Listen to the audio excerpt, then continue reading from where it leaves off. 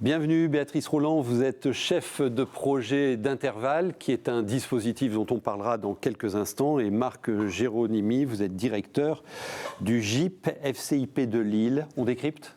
Groupement d'intérêt public, formation continue et insertion professionnelle. On parle effectivement de formation continue, d'insertion professionnelle dans les entreprises. On va parler plus spécifiquement de la VAE. Alors c'est un dispositif qui existe depuis plusieurs années, qui a fait ses preuves. Vous vous rappelez la démarche ? Alors la démarche VAE, c'est très simple, c'est comment on transforme une expérience professionnelle en diplôme. C'est-à-dire que l'idée, c'est de penser qu'on est dans un apprentissage continu et qu'on va pouvoir, grâce à ce que l'on a appris dans le monde du travail, dans le cadre de son exercice professionnel, pouvoir à un moment le faire reconnaître pour obtenir une certification, un diplôme, et pouvoir sécuriser son parcours professionnel, valoriser ses compétences et finalement, parfois aussi accompagner une reconversion. Alors, on peut préparer un diplôme de n'importe quel niveau avec une VAE ? N'importe quel niveau. Et un master ? Par exemple. Oui, on peut aller jusqu'au master. Voilà. Toutes les certifications sont possibles par la VAE. D'accord. Beaucoup d'entreprises l'utilisent, ce dispositif, le proposent à leurs collaborateurs ? De plus en plus, puisque maintenant les entreprises s'intéressent à l'accompagnement de la vie professionnelle de leurs employés. Il y a l'obligation de les accompagner dans la durée, de faire des bilans de compétences. Et donc, la possibilité de passer par la VAE, c'est aussi reconnaître une progression, leur permettre d'évoluer dans l'entreprise, de changer parfois de statut et donc de poste. Et donc, on a de plus en plus d'entreprises, en effet, qui accompagnent leurs salariés dans cette démarche. Alors, sur la préparation d'un diplôme donné, est-ce que 100% des acquis peuvent amener au diplôme, ou est-ce qu'il y a quand même une partie d'apprentissage fondamental ? Alors l'objectif, en fait, quand on a un salarié qui veut notamment partir dans une démarche de VAE, c'est justement tout le travail d'Intervalle, que d'accompagner cette démarche, que de recevoir le salarié, de l'aider à se positionner, et finalement c'est tout le travail qui est fait par les experts de la VAE du dispositif Intervalle, que de proposer au salarié le bon diplôme par rapport à son expérience. Alors écoutez le témoignage d'une salariée qui est formatrice et qui a suivi, on dit suivre une VAE ? Préparer une VAE ? Préparer une VAE, préparer un une parcours VAE. de VAE. C'est efficace, hein, regardez.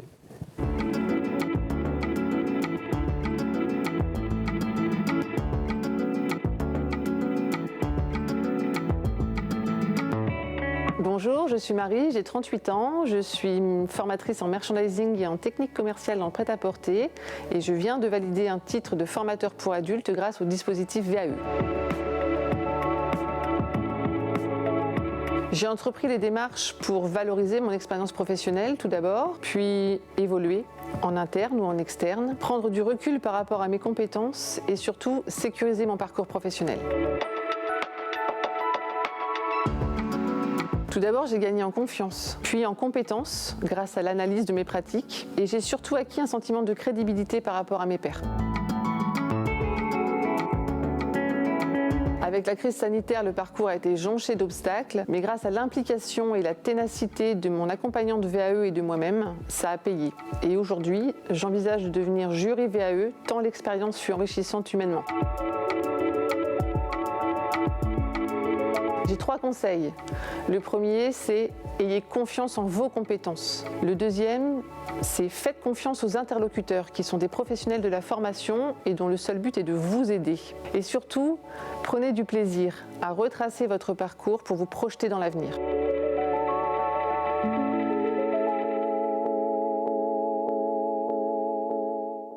Alors je retiens la montée en compétences, je retiens la crédibilité dans une équipe, dans une entreprise, et puis aussi de la confiance en soi. Et c'est aussi un dispositif intéressant pour l'entreprise, bien évidemment, parce que avoir des collaborateurs formés, experts qui évoluent, évidemment que ça crée de la performance. On a un dispositif unique, je crois, en France, Intervalle VAE, parce que votre job, vous, c'est d'accompagner les entreprises pour qu'ils développent des parcours de VAE. Quelle est votre proposition ?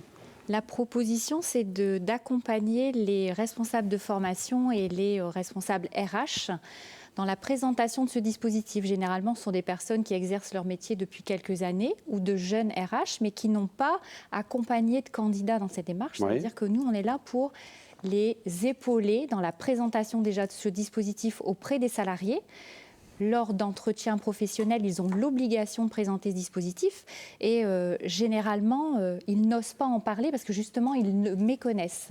Alors l'objectif du réseau, donc intercertificateur, puisque le réseau représente 8 ministères, l'objectif, c'est déjà de les informer sur la démarche, les rassurer et d'être en appui par rapport à ce qu'ils peuvent réaliser en entreprise. En général, un potentiel de VAE, ça se détecte à l'EAD, l'entretien annuel ou sur les plans de formation. Comment ça peut se passer ?